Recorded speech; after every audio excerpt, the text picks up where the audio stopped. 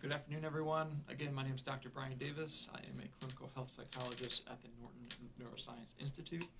This is our mental health holiday series. We are on day 3. Today is going to be about communication. So just to back up to see where we've been. Monday we talked about stress. Tuesday we talked about depression and anxiety. Today we're going to talk about communication. Tomorrow we will talk about sleep. And then Friday we will end with mindfulness. So we are about midway through.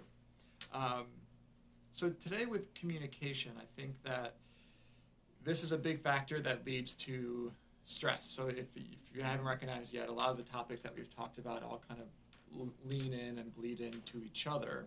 Stress, mood symptoms, communication. When we think about the holidays, it's usually a time where we have a lot of family members, all different backgrounds, all different personalities, coming together to enjoy a holiday. This year, it's anticipating that things are going to look a little bit different. Some of this might be virtual. Some of this might be much smaller groups than you're used to. And that opens up a whole new change to the communication level, whether it's going to be virtually or if it's a much smaller group than you're used to. That might lean into more intimate conversations, which might actually be more stressful and harder. So we'd like to kind of talk about some of these things today, and what can we do around this? How can we enter the holiday season, whether this is Thanksgiving or this is maybe next month during the next holiday season? How can we enter this in a way that's going to be positive? Again, another word I like, workable, and one that doesn't add to stress and add to conflict and can really make an enjoyable holiday season. So one thing I like to say is, just as a foundation, when we usually give ourselves time to do anything, we give ourselves the time and space to think, to consider, we usually make better decisions and can do things more value-based than when we don't. We hear this all the time, when we do things spur of the moment or we don't think something through, that's where things kind of can go awry and not go the way that we like them to.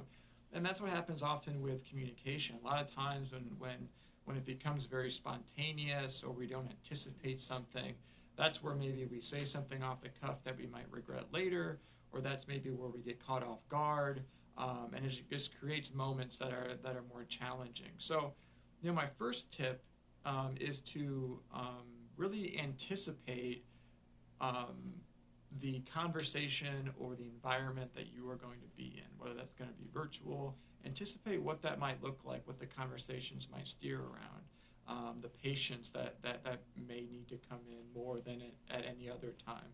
If it's a small group, well, who's going to be there? What are some questions I might be getting?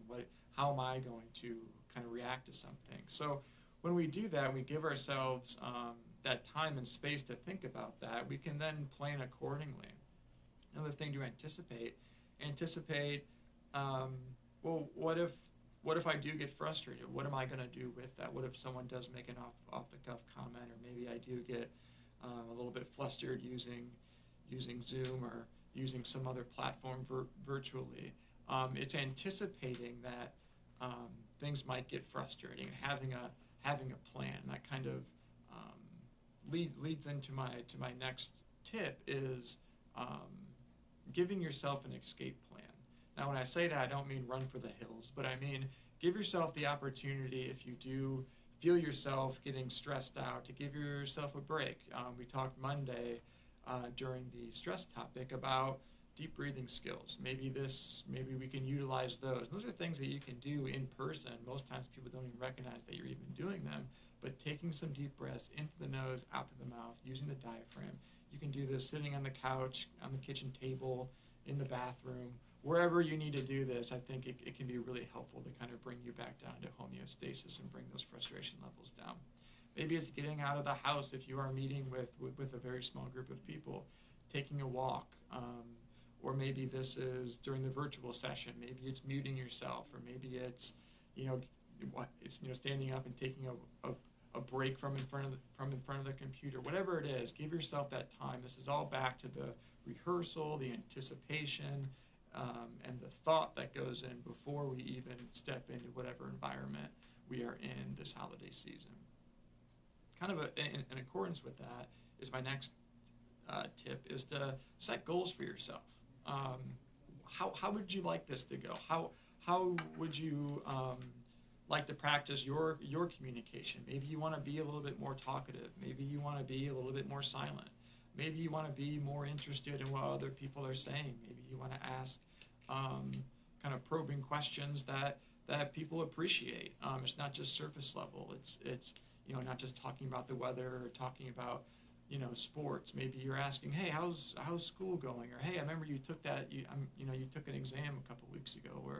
Or you're asking more personal questions. So really setting these goals for yourself where you're communicating and you're taking the initiative in a way that you would like. And what happens when we do that is people start to mirror our communication style, which I think can be a very good thing. It can also be a challenging thing.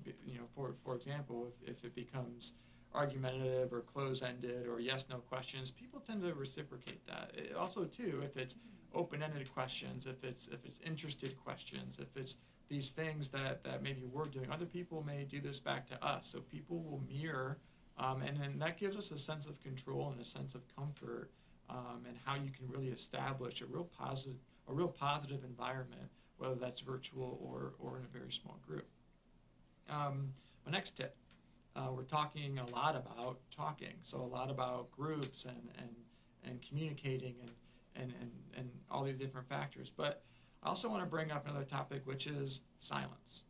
If we tend to underestimate the power of that. So what I mean by that is this: is if someone makes a comment, if someone says something that bothers you, angers you, frustrates you, sometimes silence is louder than words. And I think that if we do disagree or really just frustrates us, sometimes again in that moment we can say something to then initiate that negative conversation to keep going. So the more we participate, almost like it's like fanning a flame, right? So sometimes instead of doing that, sometimes not responding, silence, sometimes that speaks louder than words, and that's something that can actually end a comment, end a conversation sooner than you actually think. So I think that might be a practice that we can utilize as well. The last topic, which I think is a very, very important one, is the use of I statements. These are things that, again, work for the holiday season. All these tips that we're really sharing are not just for just Thanksgiving or just for a holiday season, but it's really, you can practice these skills all the time, anytime. I think they're really positive. So when it comes to I statements, what I mean by that is when you initiate what you're saying, you're talking from a personal perspective, and you're using I first. You'd be amazed how much when we're talking with someone or when we're frustrating, it becomes you, and it becomes very pointy, and it becomes it elicits defensiveness from other people, and that's where arguments can kind of build.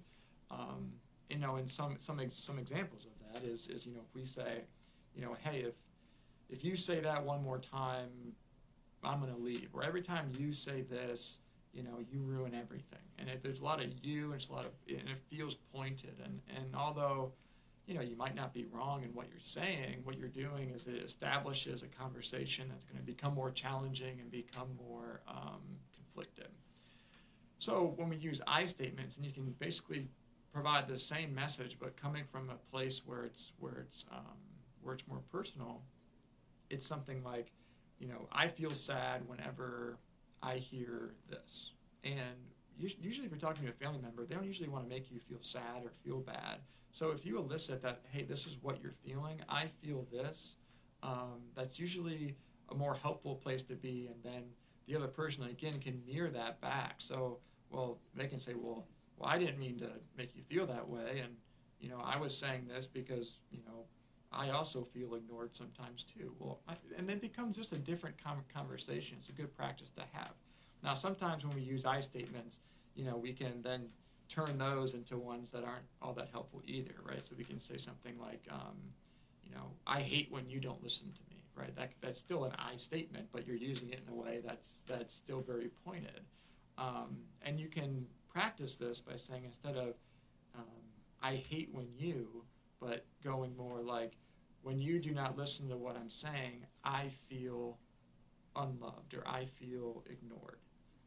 So a good practice with this, and it takes time, it takes skill, is, and you can write this out. You can even Google this. If you just Google I statements, there's a lot of worksheets. There's a lot of things that you can find online to help practice this. Something simple right now is, if you have a pen and paper, just put when blank, let me start. I feel blank when blank, because blank, what I need is blank. So you can then use that to fill in what that looks like for you. And that might change by conversation to conversation. That might change from holiday to holiday, scenario to scenario. But you're establishing a skill and a way of communicating that's more helpful, more workable, and one that can really change the dynamic and the positivity of a holiday season. And this holiday is already going to be challenging enough with everything we have going on. So the more that we can really participate and set goals and rehearse and practice some new skills like this, the more this can be a happy holiday. And I look forward to hearing some responses. And if you have any questions with this, please feel free to leave comments, and we will get back to you with some answers. And that's all I have for today in terms of communication. Thanks again, and we'll be back tomorrow to talk about sleep. Thanks.